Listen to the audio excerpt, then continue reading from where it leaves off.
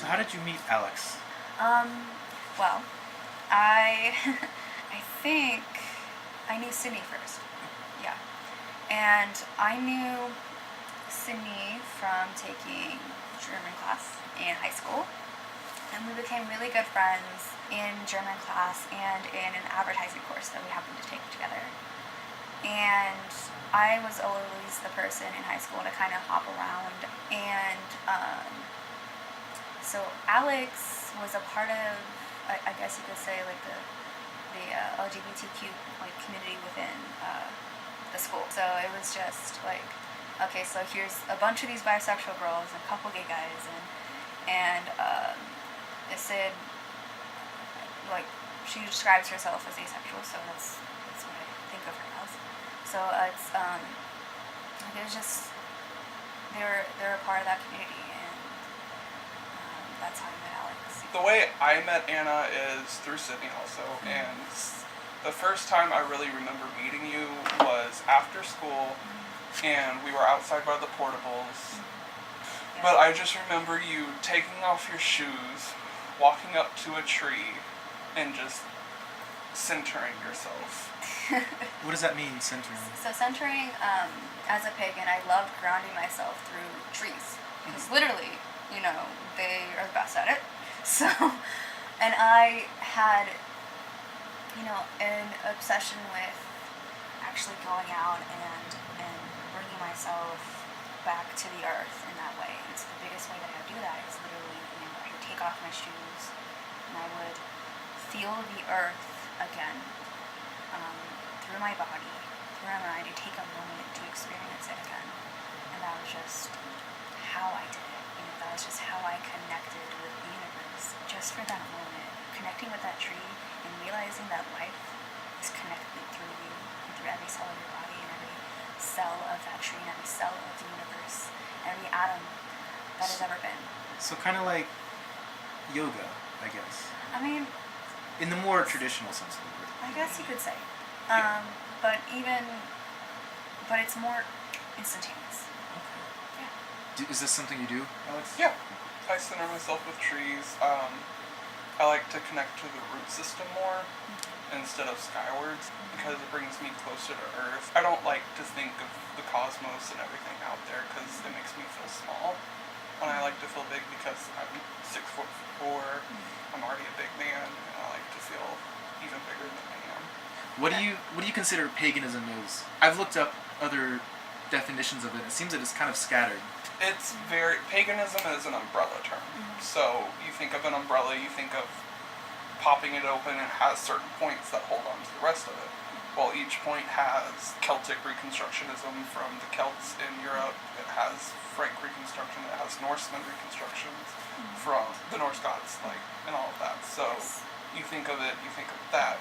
And there's some religions that can call themselves a part of it, and some religions that don't want to be a part of it. So it's also an individual basis. So someone may be a Wiccan and may not consider themselves a pagan, or they may define themselves by a very specific term, like I am, and like something. I forgot the actual term for someone who's particularly like the Nordic type of pagan, but a friend of mine was that type.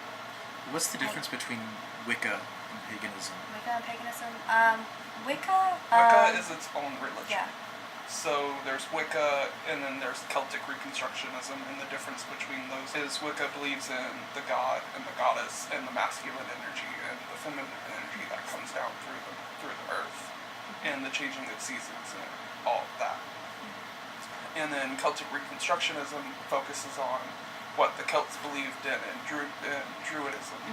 And it's like the difference, they're completely different religions, but because they fit in to certain niches that each other have, people both call them paganism. How do you feel about that? Do you think that they shouldn't be, or do you like that? I like it because it simplifies. A lot of people don't like it because it's my religion. I want it to be my own thing. I see you got spell books here. Yes, I do practice witchcraft, and I practice my own path through witchcraft, and I call myself a pagan, but I don't follow a certain religion. but the closest religion I could say would be Celtic Reconstructionism. What would that be? That would be believing in Druidism and following the paths of them. But my way of doing it is connecting to the god Kernunus, which is deer-shaped god. He's an animal god. So he focuses on hunting, fertility, and all of that stuff. My religion is pretty much just throwing a bunch of stuff together and hoping something answers, and so far, Kernunus is the only thing that has answered in all of my years that I've been practicing witchcraft and trying to connect to a deity. How did, say it again? Kernunus. So, Kernunus? Usually, in my experience, is in paganism, a god or a goddess will choose you like a mother or father god, and that's what I think happened for Alex. Okay. It was something you experienced, or? It was something I experienced because I learned through Wicca how to practice witchcraft. And through Wicca, you're supposed to protect yourself by calling on a god or a goddess when you're doing spell work so something doesn't attack you. Yeah, because demonic influences can really mess with you. And you have to learn how to shield to protect yourself and so forth, and you don't have much protection without a god. So you believe in kind of a dualist, and that there's a good and evil? Yes, yes. But at the same time, everything's bad and everything's good. There's no good and evil. There's no black magic, there's no white magic. Yeah. Would you say it's more of a gray or a spectrum of color? Spectrum of color. That's always shifting. Yeah. Because it's like, to a rat, a cat is evil. But Yes. to a cat, a dog is evil. Yes. So And that's how things can always change. Okay. I mean, additionally, depending on the eyes that you're seeing through, you can see more colors. So if you're a cat, you can see differently. If you're a dog, you probably see blue and yellow, gray, and white. Versus us, who only has the colors and rainbows in terms of our vision for that spectrum. So does that mean that good and evil is subjective to the individual, or like Yes. to us? Okay. So to some person, killing people is normal. To other people, that's one of the worst acts you can commit. Can you judge someone else's acts, I guess, based on that? Like if you see a culture where killing is good, and you believe killing is bad, how do you interact with that? Do I personally, or... I mean, how would you interact with something like that? So, like, cannibalistic tribes, they eat people, they kill people, but you have to understand that that's their culture. That's how they experience life, and they're not going to change. You can explain to them your views, but why should you pressure your views onto somebody that's been practicing that type of culture for countless centuries, years? I was just thinking about that. I was wondering about the things we talk about ancient peoples, the horrific things they did, slavery, and I know that's kind of recent, but we're still trying to get rid of that. But things like that we look back on and say those horrible people that were keeping people as slaves. But we don't we think gotta about remember, the historical, well, cultural yeah, we got to context remember of the time. they were a different time. Yeah. And for them, it may have been good, but it's still good for us to look back at it and see it as bad. I think, if we want to progress. But I was wondering, is there also a communal sense of good and evil? For me, or for... Well, like you were talking about, the tribe says it's good. The cannibalistic tribe would say it's good to kill and eat people. So it's the tribe, or would it be like the individuals? It'd be the tribe. Okay. For me. It'd be the tribe, because they've passed on their way of doing things for over and over and over again. Now, eventually, it might evolve into, hey, maybe that's wrong, but at their current time, it's not. There's still cannibalistic tribes to this day that still practice cannibalism. Now, more or so, they usually eat someone that has passed. They don't eat, like, a live person. But their sense of morals is going to be different than our sense of morals.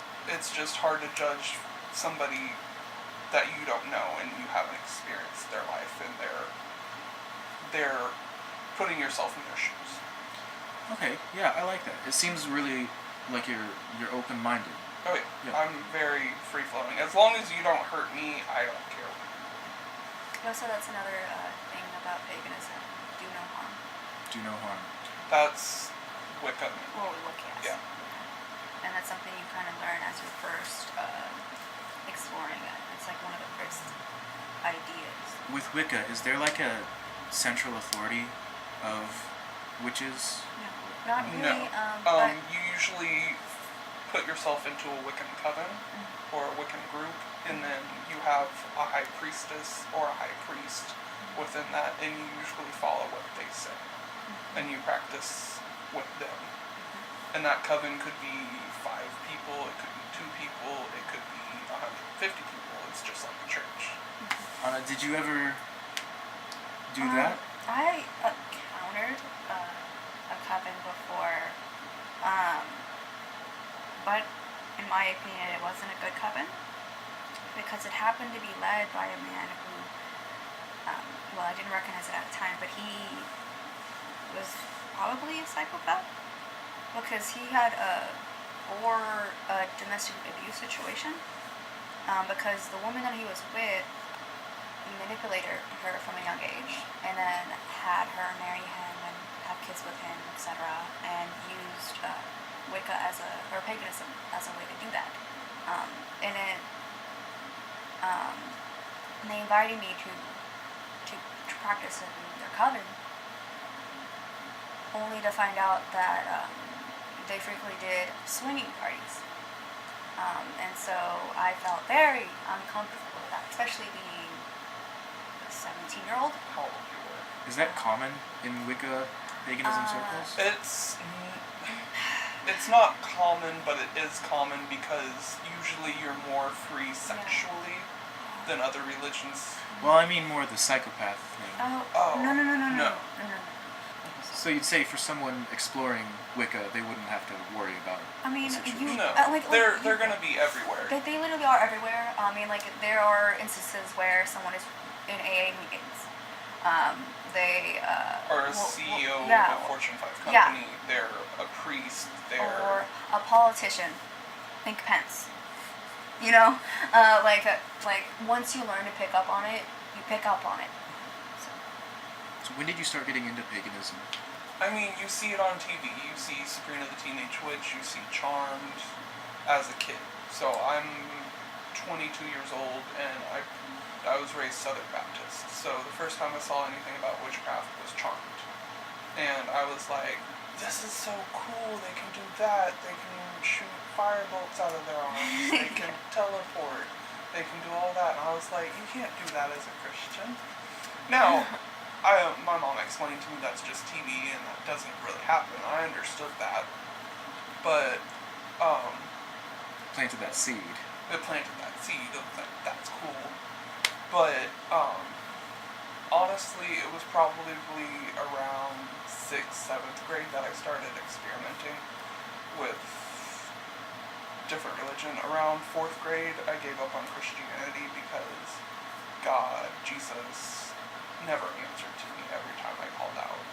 Because my mother's been sick all of my life, and why would such a caring and loving God put my mother through so much pain and put me and my family through so much pain, and then give us no answer, give me no answer, when I did all of my faith and practice through Him. So I gave up completely from 4th grade, and that's from 4th grade to probably 6th grade, I was completely atheist. I didn't want to practice anything. I didn't want to do anything. I didn't want to think about religion. 6th grade, I met Wolfie, which you know is Kelly. And I met our friend Tabitha, and they were practicing, not practicing fully yet, and I was like, yeah, that sounds cool. And then, so, I didn't really pick up a first Wicca book or anything. I just kind of like Googled Wicca, what it was about, and what you can do, what you can't do, what the simple theory is about the religion. And I didn't dabble into it until probably 7th grade. And it was more of just reaching out to a deity and asking for help. And all I really saw were antlers and a man. And I was like, who is this, blah, blah, blah. And, well, in Wicca, they mainly follow the horned god as their god. And then the goddess is the crone, the mother, and what's the third one? Yeah, the mother of the maiden. Mother, maiden, and crone. Yes. Yes. And being masculine, I just thought, I'm more connected to the masculine energy that I don't really get to receive from the rest of my family, because my family's mainly women. And I was like, maybe I'm just craving masculine energy. So the way I started getting into it was about 7th, 8th grade, and it was over the summertime, and I googled a simple basil leaf spell. You write something on basil and you just burn it and it's supposed to come true. So I was like, help me pass this test. And I passed the test. I didn't do great on the test, but I have dyslexia, so all throughout my life I haven't done great in school. But that was my first math test that I passed that entire school year without having help. So I was like, maybe this is working for me, and I kept doing it, and I kept doing it, and I kept getting more into it, and then I finally bought a book, and I started learning from that, and everything was Wicca-based, which I didn't like the whole, you can't, it's bad to say, but I didn't like the whole, you can't harm other people, because other people can harm you, and I don't like the belief of an eye for an eye makes the whole world blind. Because I'm very much, you did me wrong, I want to get you back too. Which is a terrible way to live, but there's a difference from she pushed me and she stole $6,000 from me. Oh yeah, I agree. There's like a line where you gotta start doing something. Yeah. You can't just let yourself be pushed around. And my experience was pretty similar.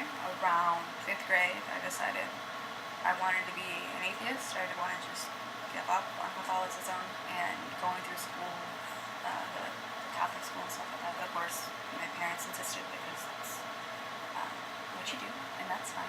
They still wanted to at least educate me in it. And so I continued to go through the education for Catholicism, but I also was privately just an atheist. Until one day, I was talking to my friend Tori in 7th grade, and she had this book. It was literally a book of Wicca book, a black Wicca book with the star on it. And I just took it home and read through it, and I really liked it. And I just would do simple spells and stuff like that. I loved crystals. I loved grounding and meditating and connecting myself with the universe in that way. Did you ever try the basil leaf? I don't think I did the basil leaf. I focused most on crystals and stuff like that, and white magic, I guess you could say. The only other incident, or you could consider it somewhat black magic, is whenever I actually did a love spell on my husband, who became my husband. And was it to get him to be your husband? No. Oh, okay. But I literally put a spell on him, and then in the next couple weeks, he ended up being my boyfriend. As he was leaving to Ohio, the last time I kissed him, I actually did a spell where it's supposed to take that person's soul because they're supposed to be completely vulnerable to you, and it felt like I actually took it, and I may have. I don't know. because Does he know this? yes, he does know this. He knows that I actually put a spell on him, and I don't know if it worked. It might have, because He's just like, what? because he What literally, is this? he didn't. So you put the spell on him, or you put the spell out into the universe? I put the spell. Right. I put the spell out in the universe. Okay. Right, but then I would wear a rose quartz amulet, and I would put energy into it every single day. Especially when I was with him, I would take his energy, pull it out, put it into the rose quartz, and then I would manipulate it and reflect it back onto him. And I would literally flood his aura with the spell. And it was just funny to know that he never forgot about me. Like, he always thought about me. He always was like, for some reason I'm obsessed with this woman. And from my experience with talking to Krona about love spells, she was like, you gotta be careful about these, because literally people will be obsessed with you. And I did it with him, and I did it with another boy who I liked a lot, who strummed on his guitar, and 2 years later, after I did that spell, he was my boyfriend. And he was also obsessed with me, and it literally took a lot of searing of the ties for me to break off those connections. I literally had to go, I astral traveled. This is something that I also love to do. I also love to astral travel. I literally astral traveled, went to their souls, took them all into a circle, and sealed it off. It happened to be a big tree of life that was there. And then I took all the connections and served them. So when you were practicing, not astral traveling, but when you were practicing, connecting to his energy, did you have to move your hands or anything, or was all of it mental? All of it was mental. Okay. Yeah. So what is the difference between black magic and, I guess, what is regular? To me, there's no difference. All magic is the same. Other people, black magic is more of the darker stuff, like killing, curses, hexes, all of that stuff. And white magic's more of the fluffy bunny, healing and taking care of people. Yeah, I usually focused on healing and healing others, and trying to, whenever someone was in pain, I would try to take everything in, away from, all their pain away, and things like that. I focused a lot on that, but that, for me, black magic meant I am manipulating someone against their will in some way. So that's why I considered these love spells kind of a manipulation, because it's not their will, it's my will. Okay. And I'm manipulating their will. So it's not like they want any of this to happen, and they know that it's happened, that they've given consent, so that's kind of where I drew the line. But obviously, So you practice magic as and also practicing Catholic? No. Okay, so at the time, I went through those classes because, in honor of my parents, I still love my parents, honor them, and I still wanted to learn about it because I don't ever pass up an opportunity to learn about something, and I don't ever pass up in terms of spiritual things. I don't like to not be open to it, even if it may contradict whatever my beliefs are at the time, So, of course, I wanted to learn the tenets of what the Catholic faith meant. So I wasn't Catholic in the sense that I prescribed to at the time, but I was baptized. I was raised in the faith. I just wasn't practicing at the time. Were you baptized in the belly or out of the belly? Or both? Both, actually. Both. Okay. It was, shortly after I was born, I think it was maybe 2 or 3 days after I was born or something like that, there was a priest that came in and blessed me. And that was the first thing. I mean, technically I should have been in my mom's womb still, But then later, when I survived and was healthy, I got baptized. I guess when I met you, you said that the Wicca thing was kind of a part of your past, but you met your husband recently, right? I met him in 7th grade. Oh, okay. Yeah, I met him as I was a practicing Wiccan. I actually, I met him. I was actually practicing Wiccanism, transitioning from atheism. It was very interesting, given the fact that he was kind of a Jehovah's, like it was in his family, and sort of thing. And he was influenced by it, but he didn't believe it. More of an atheist. He kind of had his own. He has a very unique way of thinking. I can't describe his beliefs.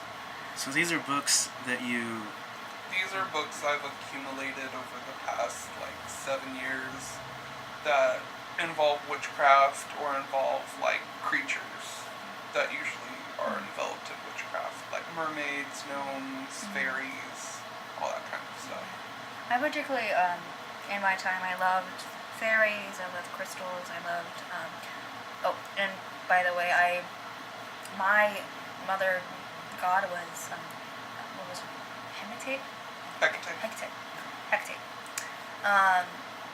And it was only after a long time of trying to make contact that she made contact with me. And the first god to make contact with me was actually Apollo.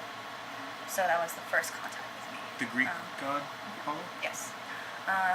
But then as I was being called forward, and as I did more astral traveling, and this is my turning point for going into Catholicism. As I started to do that more, I realized that it actually wasn't Apollo that was calling me. The god of light that I kept seeing, and I kept going to his home, and kept trying to knock into his house, which I couldn't go to exactly, was not the god I thought it was.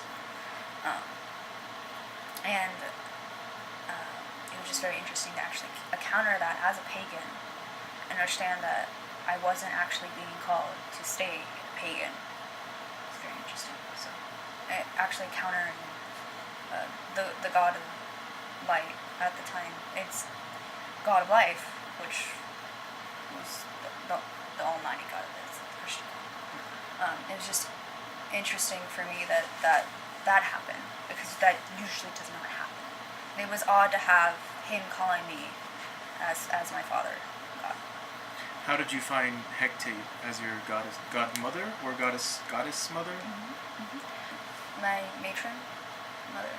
Yeah, she went in my astral travels. I would often go into the forests, and she called me with her dogs, and she just welcomed me because I had pleaded for a lot of the other Greek gods. I had pleaded to the Celtic gods, and I never touched the Egyptian gods. Is there a reason why? No, I had no interest in them. Oh. I didn't feel called to them at all. And so she was the only one who answered. She was the only one who would come into my circles whenever I put them up and went to go into the astral world. And Athena outright rejected me. She did not, she said, "You're a warrior, but you're not mine," and she left. It was very insulting. I was very mad at the time because I thought she would accept me, but she didn't. You experienced this in your astro travels, you said? Yes. What is that? Astral travels is basically when you so we have our physical bodies. So you have your physical body. You have the mental body as it goes out like this, and the spiritual body that stretches out, and then your body that's literally connected to yours, right? And so you literally cut off yourself. You don't cut off yourself, but you put yourself into the higher plane, and you take yourself into the spiritual. You have to protect your body and your mind, so you go into it. Otherwise, you might not come back completely. So that's what astral traveling is.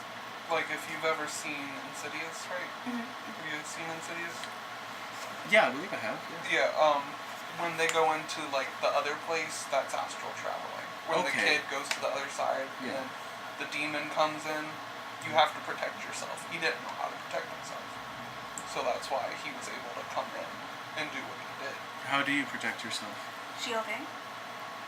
And so you can do that in several different ways. I usually would construct, like I like bubbles and fire, and so rock. I would use all the elements around me, and I would use it usually astral travel on certain times of the moon. I particularly like the new moon, so I would pay attention to the new moon, and I would go on full moons because it's easiest to go on a full moon. But what does that mean?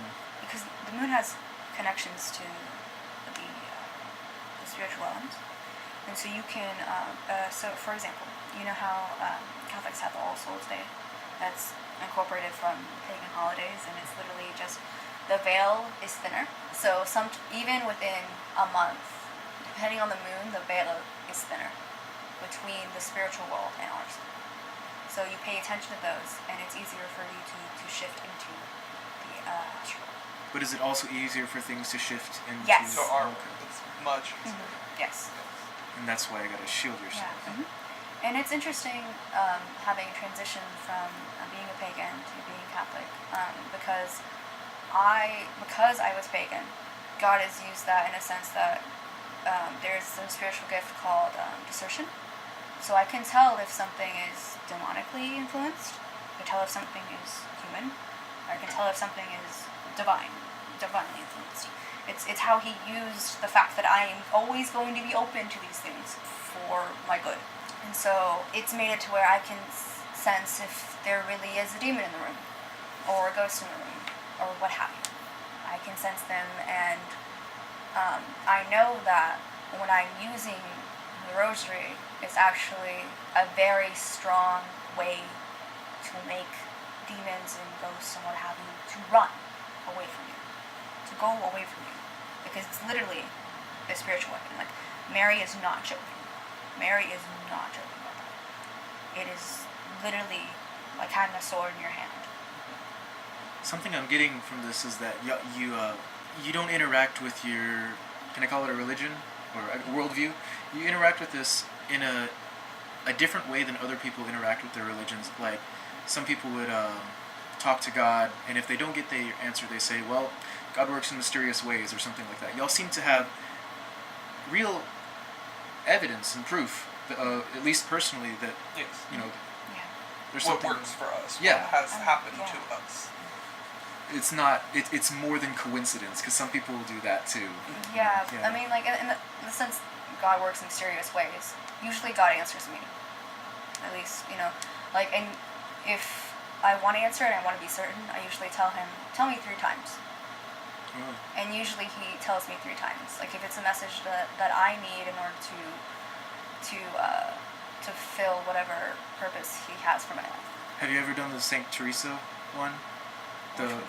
You ask for a rose. Oh, no, I haven't done that one actually. I could try that. I'll look into that, I guess. I mean, I've like, in honor of Mary, I've definitely given her roses. Like when I'm deeply meditating on the rosary or what have you.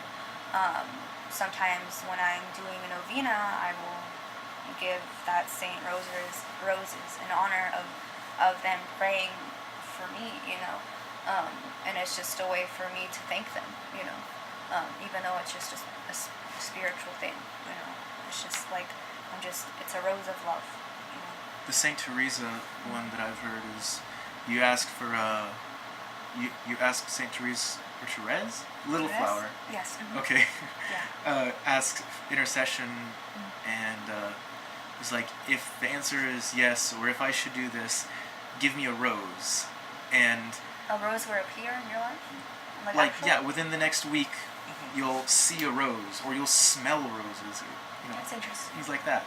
I've heard it's a really popular one among Catholics. That's interesting. It's very interesting. I love the fact that in the Catholic religion, like, they have talked about how if you smell roses, if you smell that sweet scent, like, there's things like that where it's like a sign that like an angel is with you or what have you, Or a saint. Yeah, our saint is with you. Do you experience that with your God? I do. So if I see, like, a deer, or if I see a certain wild animal, like a wild boar that I don't usually see often, I know it's him, or I know that he's calling out to me to ask me a question. Because I don't talk to him a lot. I don't.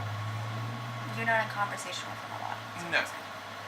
Because I'm a loner all throughout my life. I like to be by myself. I like to go out with people, but having someone watch over you when you watch over so many people is nice and calming. But at the same time, it's an experience that you don't get to experience often. Because I'm always like the dad friend or the mom friend to all my friends. And then you have a father figure that you've never really had come and watch you. So you're a lot happier now. Yes, a lot happier. Did it change your life in more ways just than like emotional? I mean, change any habits or? It didn't change like bam right then and there. It changed more over the years. The change happened gradually. The change happened gradually. To who you now are. Yes. It didn't like emotionally. I've grown as a person through my craft. I think to who I would like to be as a child, when I was a child, because you think of yourself, what am I going to be in 5 to 10 years? And I think I'm a pretty decent person. And what my craft has done for me and the way I practice my religion. If someone was trying to get into Wicca, witchcraft, paganism, where would they start? Where would they find a coven? Well, Google, but you would have to be careful with like which coven you would go into, especially since my experience, the first one that I encountered, aside from Corona and Alex and all of them, I don't know if y'all ever practiced together. Usually, in my experience, most pagans didn't practice together. They were very low. They didn't Secular. Secular. Yeah. So my experience was like, whoa, it's probably not a good idea to be a part of this one, you know? So I would just say that you would have to approach that with caution. Just be in conversation with them to see what they believe and what they're engaging in, and see if you are comfortable with it. Your beliefs have to match up with Yeah. your beliefs. Mm-hmm. I would say write down what you've explored, what you've wanted from a coven. If you're going to join a coven, some people don't join covens, Yeah. some people join a coven for life. Yeah. And I feel like you should search one out, honestly, Yeah. to experience it at least once. So you can just Google it. It's not hidden. Yeah, No. it isn't. Okay. Yeah, it's gonna be there, you Yeah. know. There's tons of yeah. open covens And in Dallas. honestly, like the meetup app, I'm sure if you looked it up, there's covens meeting up like that in the same way that all other religions do that. The same way the Buddhists will come together, what have you. You know, so like it's very like modern, you know. But in terms of like where to start educating yourself, the internet The internet, or books. books. So Go to Half Price Books, go to the literally, metaphysical yeah. section. yes, pick if you a go book.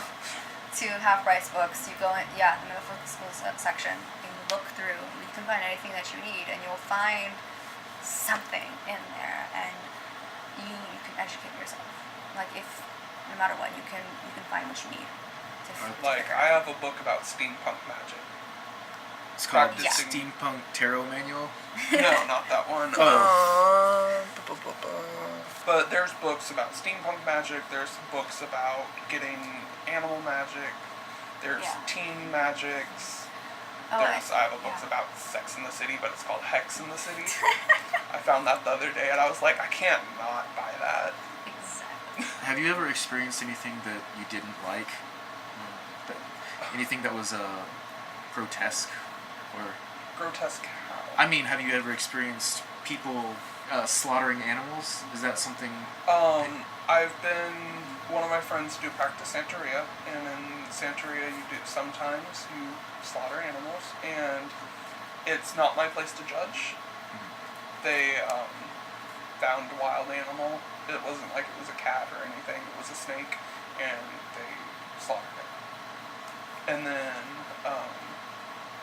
one of my friends, she practices voodoo, and voodoo, sometimes you have to drain blood from an animal, and she has a pet goat that she drains blood from to do sacrificial magic. which to me, that hurts me, and it makes me sad, because it was a pet, or it was a wild animal, and of course they bless the animal to their god, and they're cleaning the animal, and they apologize to it, but it still hurts to me, because I know that's a lost life. And it's your patron. Mm-hmm. Yeah. But I mean, you have to understand Christianity, Judaism, Islam. The monotheistic religions also give you that moralistic system to think of life as valuable, Yes. and any life as valuable. Absolutely. So that it is something that I now definitely prescribe to. And well, most cultic religions have some kind of sacrifice. Yeah. I mean, even the mass is Yes, the technically mass a is sacrifice, a present technically- sacrifice. I mean, the way that I look at it, it is literally a hole in time where we are standing at Calvary and participating in this sacrifice that he made, and literally we are partaking of his, like, if you understand the mass, you are partaking of his flesh and blood. You know, you are literally doing that. So what I've heard is it's literally flesh and blood in the form of bread, wafer, and Yeah. wine. It's the best way I've heard it. Yeah. If there was one thing you wish people knew about paganism, what do you think it would be? It's not satanic, because people always say, well, that's Satanism, that's practicing Satan. You're worshiping Satan. I'm like, no, I'm practicing a different religion than Satanism. Because Satanism is a part of Christianity. It is, but it isn't. There's 3 main sects of Satanism, and one of them is believing in yourself. You put yourself into the universe, and there's that one. There's one where you are worshiping Satan from the Christianity angel Satan, Lucifer. And there's another one, I don't know what the other one is. But 90% of Christians think that anything other than Christianity is worshiping Satan. So if you're Hindu, so you're Jewish, there's a lot of Christians that think that Catholicism is worshiping Satan.